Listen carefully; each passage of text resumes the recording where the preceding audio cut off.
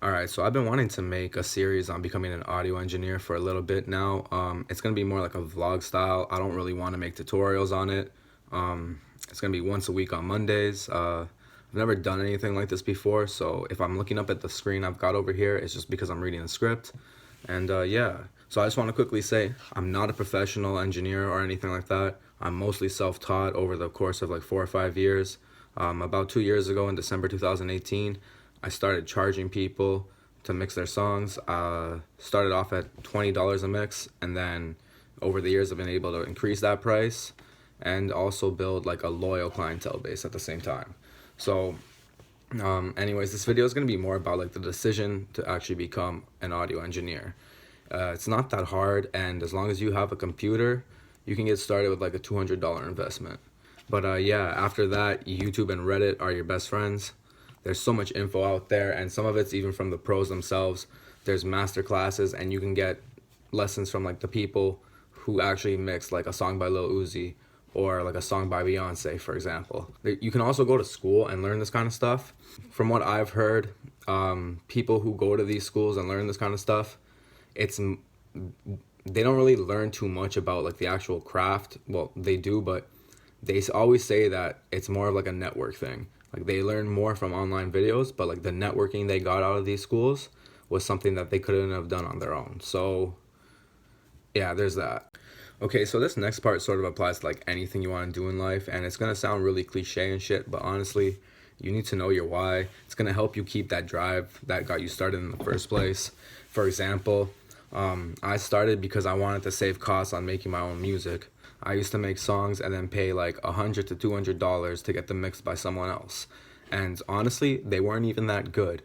So I was wasting so much money on getting people to mix simple songs. If I was to mix them nowadays, it would only take me like an hour because I was only sending them like one or two vocal tracks on a pre-mix beat.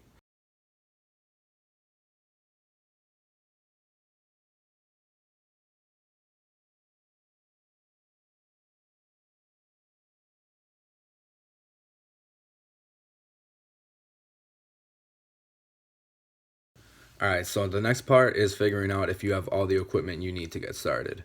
You don't need much to get started, you only need three things. So you need a DAW, an audio interface, and then a pair of studio headphones. And once you have those three things, you're pretty much set to go. There's other stuff you can get like studio monitors or expensive plugins, but honestly, you don't need any of that stuff. I'm a big believer of gear not mattering as much as talent or skill. But honestly, one thing I will say is that you shouldn't cheap out on whatever you're listening on. So if you have a pair of headphones, they should at least be a cheap studio quality. So the reason for this is that commercial headphones usually don't have a flat frequency response. What this means is that things like your Beats or your AirPods, they actually have like boosts in the bass frequencies and sometimes even some of the higher up frequencies. And what this does is it makes like your bass hit harder and your vocal more crisp. And when you're mixing, that's going to give you a false representation of what your vocals or what your beat actually sounds like. So the pair of headphones that I use is the Sennheiser HD 280 Pros. They're pretty lightweight, cancel out outside noise, and they have a mostly flat frequency response. There's a little spike in the bass section, but honestly, for only $100, I don't really see too many other headphones that I would prefer.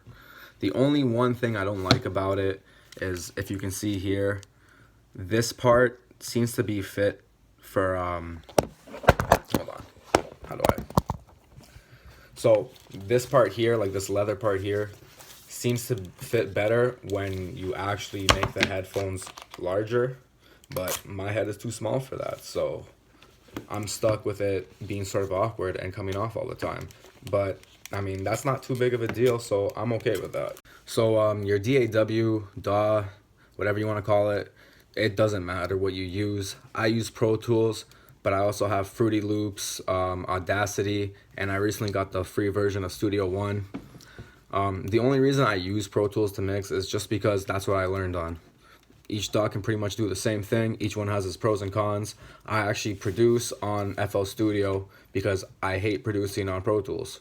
but I don't mix at all on FL Studio because I hate mixing on FL Studio. So just pick whichever one you feel comfortable with and then learn the shortcuts to that. Now, your audio interface, you don't actually need one to mix and record, but I would say please use one because it's going to make things sound so much better.